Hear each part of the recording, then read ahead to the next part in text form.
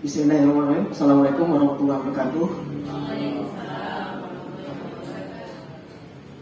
Puji syukur kepada Allah yang telah memberi kesempatan kepada kita,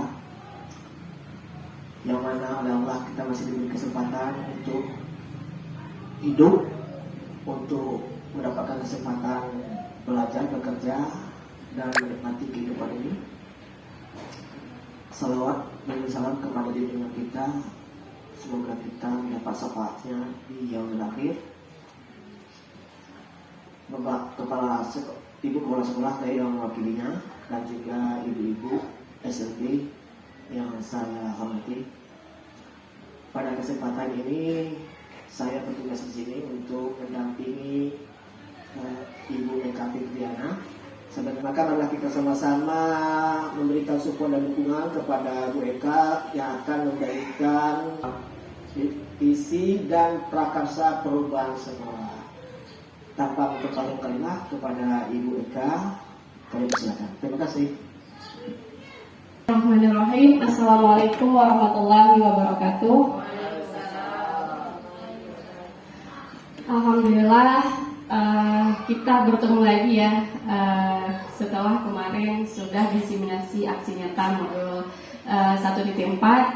Saya hormati Ibu Kepala Sekolah dan Bapak yang mewakili sebagai wakil Kepala Sekolah di sini Pak Syafas. Yang saya hormati pengajar praktik saya Bapak Haftar, yang saya hormati Bapak Ibu guru SLB Negeri Aceh Barat Daya. Nah, di sini pendampingan individu 2 calon guru penggerak angkatan 7 SLB Negeri Aceh Barat Daya. Nah, di sini kita akan membahas tentang visi dan prakarsa perubahan sekolah. Nah, sebelumnya kita tahu dulu apa itu visi. Nah, visi itu diibaratkan sebagai bintang penunjuk arah yang memandu penjelajah untuk mencapai tujuannya. Memang belum terjadi saat ini, namun begitu kuat kita inginkan untuk terwujud di masa depan. Nah, begitu juga dengan visi sekolah kita. Nah, untuk apa visi tersebut? Seperti itu. Visi sekolah itu juga bagai kan bintang penunjuk arah mau kemana peserta didik kita, produk apa yang kita unggulkan dari anak didik kita ke depan. Nah, itu juga visi, maksudnya tujuan dari visi. Nah, saya buat rangkuman. Tujuan visi ini adalah untuk mencapai perubahan yang lebih baik dari kondisi ini sebagai garis start, dan membayangkan garis finishnya ke depan akan seperti apa yang ingin kita capai. Terus untuk mencapai finish ini maka diperlukan alat, dan alat itu adalah inquiry apresiatif. Inquiry apresiatif ini adalah satu alat untuk mencapai sebuah visi, dan dia dibuat dalam bentuk sintaks yang dinamakan bagja.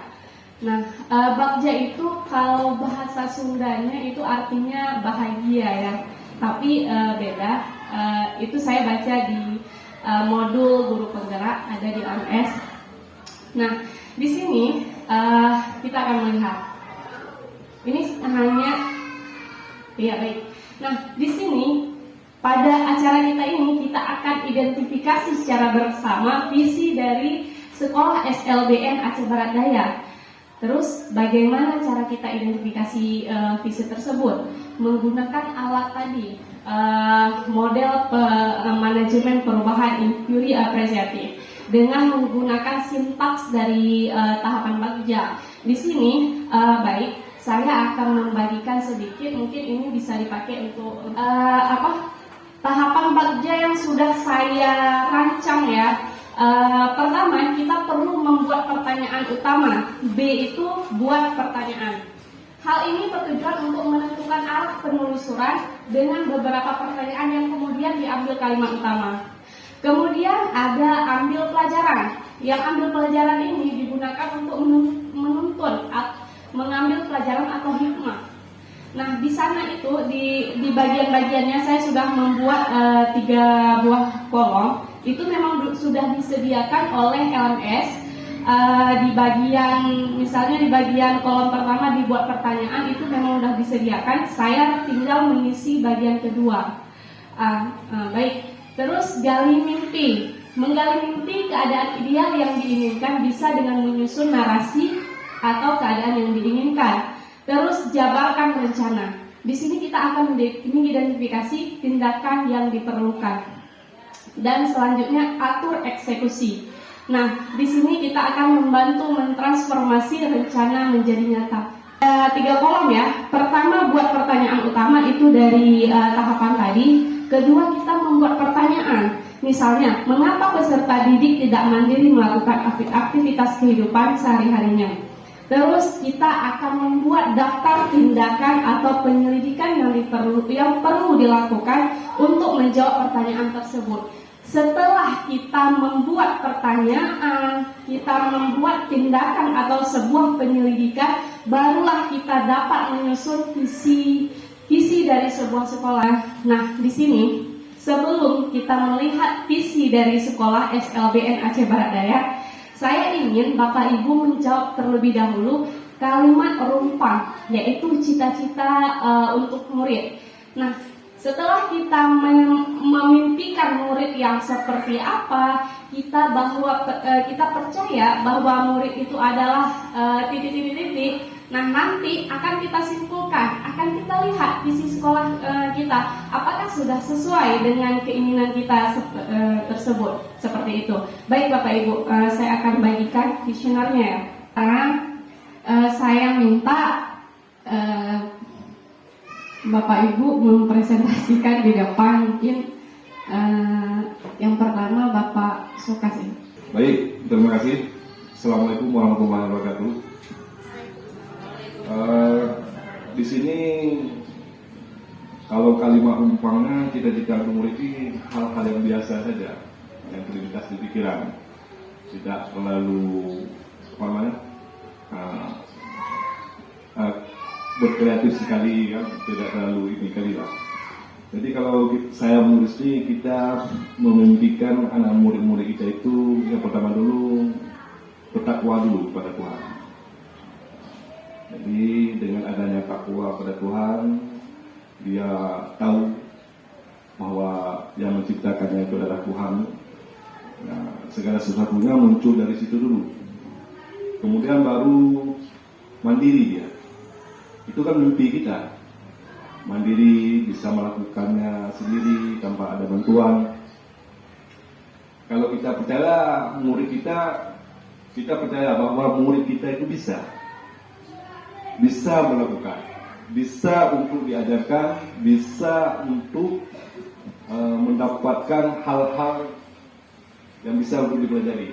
Nah, kalau itu menurut saya. Kemudian sekolah kita ini mengutamakan dulu kenyamanan situasi kondisi di dalam ini, tentram, nyaman dia dalam belajar. Itu hal-hal itu perlu diwujudkan dulu. Ketika dia itu nyaman, kondisinya sesuai dengan dia harapkan, mungkin dia bisa mengeksplorasi atau menambahkan ilmu-ilmu yang baru yang didapatkan di sekolah melalui transformasi dari guru-guru. Kemudian kita warga sekolah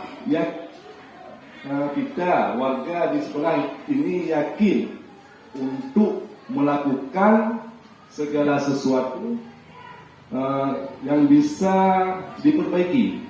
Ada katanya apapun itu masalahnya, segala sesuatu itu pasti ada solusinya. Itu kita dengan warga sekolah. Kemudian kalau kita dan warga sekolah ini paham bahwa sekolah kita ini adalah sekolah yang berkebutuhan khusus. Ada katanya sekolah kita ini beda dengan sekolah reguler. Jadi di sekolah kita ini menampung anak-anak yang berkebutuhan khusus, dari mulai tunarungu, tunarungu dan seterusnya. Di sinilah tempat mereka belajar. Jadi kita dan warga harus mengerti dulu dan paham tentang sekolah yang kita yang di sinilah. Itu menurut saya boleh. Terima kasih. Sekian dari saya. Assalamualaikum warahmatullahi wabarakatuh. Kita memimpikan murid-murid yang pertama berakhlak, bermoral, dan berakhlakul karimah. Karena ketika mereka sudah berakhlak, otomatis mereka nanti akan menghargai guru-gurunya dan tidak melakukan hal-hal yang di luar aturan. Kemudian mandiri. Kedua, kita percaya bahwa murid kita itu adalah, mereka semua itu adalah yang mempunyai bakat.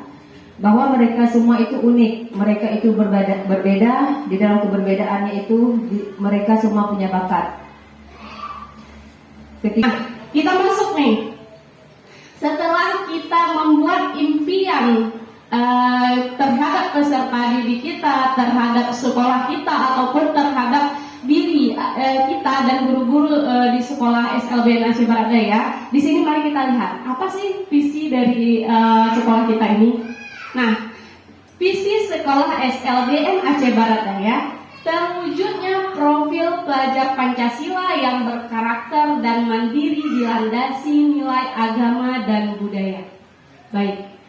Nah, saya ini mungkin sudah menunjukkan profil Pancasila ya. Tapi sebagai guru penggerak saya ada satu yang rancu seperti itu. Saya melihat ada hal-hal ataupun kesamaan dalam satu buah visi ini. Sudah ada profil Pancasila, ada lagi mandiri. Nah, baik, kita lihat di sini. Ini hasil dari saya sudah breakdown visi tadi menjadi 4. Saya breakdown ya. Pertama, terwujudnya profil pelajar Pancasila. Yang kita tahu, profil pelajar Pancasila itu ada 6. Pertama, beriman bertakwa kepada Tuhan Yang Maha Esa dan berakhlak mulia. Terus, mandiri, bernalar kritis, kreatif, gotong royong, dan berkebinekaan global. Nah, di sini sudah ya, profil pelajar Pancasila sudah mencakup ke 6 tersebut.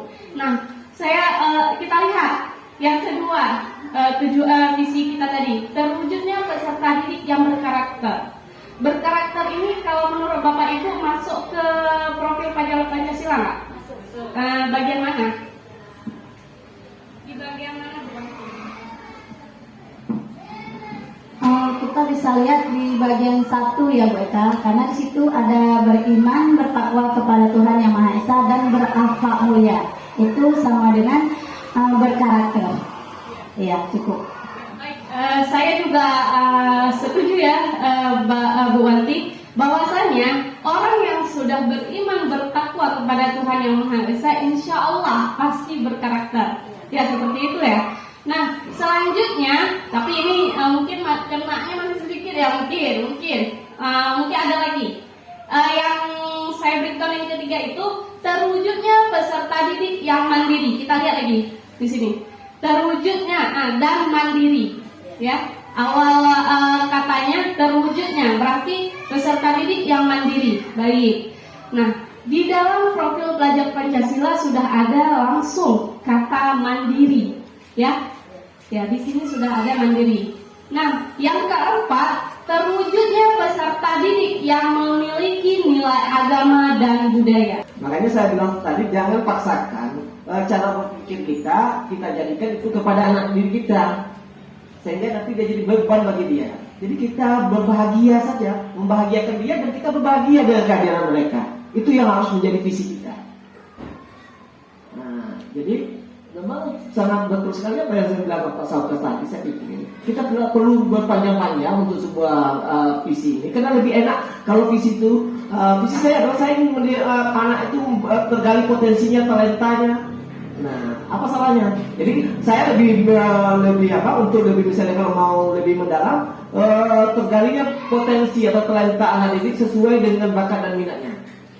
Terima kasih, alhamdulillah ya, kita sudah mendapatkan visi dari sekolah kita, yang maksudnya kita ada sedikit mengoreksi dari visi sekolah kita tersebut dan membuat bagaimana pembenarannya seharusnya seperti apa. Tidak bisa kita bilang benar ya, mungkin itu juga sudah benar, tapi kebenaran itu hanya milik Allah. Baik, nah sebelum kita mengakhiri, ada pertanyaan-pertanyaan dari sini. Apakah visi sekolah kita selama ini sudah selaras dengan cita-cita kita untuk murid? Visi sekolah kita tadi? Belum. Ada yang sudah ya, ada yang sudah, ada yang belum. Iya, baik. Ada yang sudah, ada yang belum. Mungkin yang belumnya mungkin banyak peserta didik yang belum mandiri ya. Seperti anak autis, anak tunanetra. Seperti saya kemarin di SMA, saya mengajarkan lipat baju, melipat celana. Terus saya mengajar bagaimana saya cuci sepatu karena setiap hari saya pening mencium wangi sepatu karena dia tidak bisa. Ya, tidak bisa cuci sepatu. Nah, ini mungkin bagian-bagian yang belum terwujud karena mungkin Pak, tidak semua anak memiliki orang tua seperti itu. Yang seperti itu karena tidak memiliki ibunya. Nah, jadi dia kehilangan itu seperti itu. Ya. Tadi saya bilang tadi dokter ini apa tadi? Kita tata, kita titi ya kan untuk kebahagiaan mereka. Iya, benar Pak. Kita gali, kita kembangkan. Ya, oke. Nah, kita lanjut. Terus, apakah sikap dan perilaku murid, guru, kepala sekolah sudah mencerminkan visi yang dirumuskan tersebut? Gimana Bapak Ibu? Apakah sudah? Betul seperti yang kita bilang tadi, ada yang sudah, ada yang belum. Oke. Ya mungkin ya, kita tidak bisa menyimpulkan siapa yang sudah, siapa yang belum di pertanyaan ini ya. Mungkin secara tertulis lebih enak, Bu ya. Jadi memang apakah sikap dan perilaku murid, guru, kepala sekolah sudah mencerminkan visi yang dirumuskan tadi? Mungkin sudah. Di bagian beriman dan bertakwa kepada Tuhan Yang Maha Esa, saya rasa kita semua orang beriman dan mempunyai akhlakul karimah. Terus mandiri. Guru-guru di sini, kepala sekolah terlihat sudah sangat mandiri dan anak-anak ABK juga peserta didik kita ada yang sudah mandiri. Maksudnya ada yang sambil sekolah bisa bekerja, itu bisa dilihat kemandiriannya. Ya, ada kayak rumah ya bisa. Ya, kalau kita penjebakan. Terus apa inisiatif perubahan yang dapat dilakukan bersama untuk mencapai visi tersebut?